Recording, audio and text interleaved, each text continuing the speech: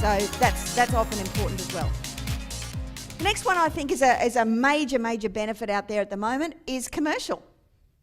That yields on commercial are higher than residential. As an example, who'd like to own a library in New South Wales with a long-term government tenant in place that gives you 11% yield? Who'd like one of them? Where is he? Someone in this room's got one of them. You know, and that's just a straight out purchase. Who'd like one of them in their super funds?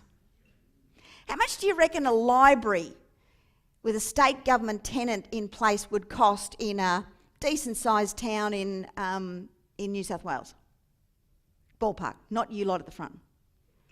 You be quiet. Yeah, don't be looking it up. What do you think? Millions of dollars? Yeah?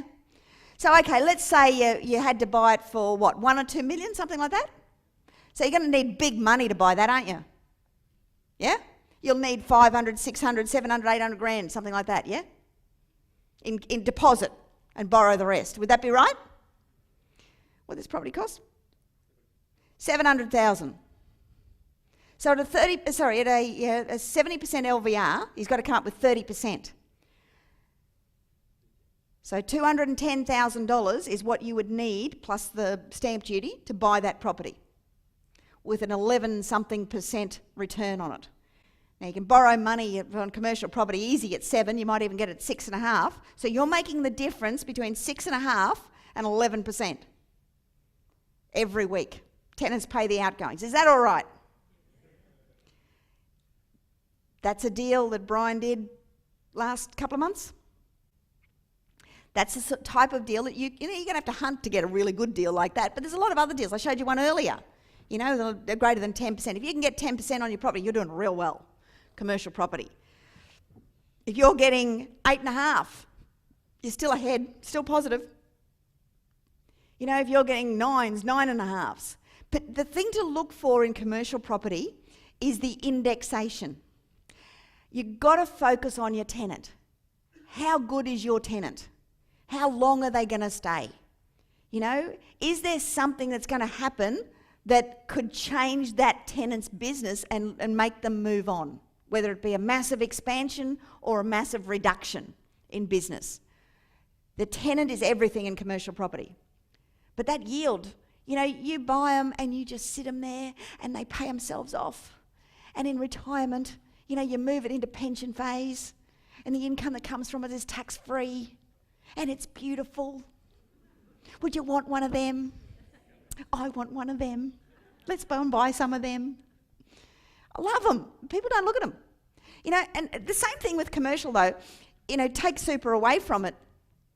You can do things to it. Like, you know, you can improve the property. You can secure leases. As soon as if you buy a vacant commercial property and you can get a commercial lease in place, that property increases in value because everything is governed on the tenant and the lease that's there. How strong is the lease?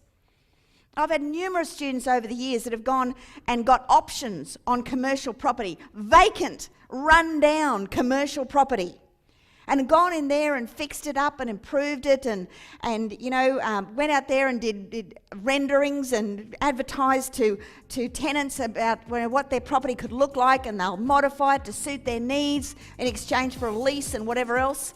And then you get a lease in place, you can borrow against the lease because immediately that increases the value of the property. The property is now worth more because it's got a lease in place. So, yeah, you know, 140 odd K passive income, and what do we say, 700 grand in equity? Yeah. That's not bad. That's not bad. We're pretty happy with that. A few years start, worth. isn't it? Yeah, Well, yeah, you know, you're taking it a bit slow, really. But onward and upward from there. Yeah. so what time span is that? That's February what?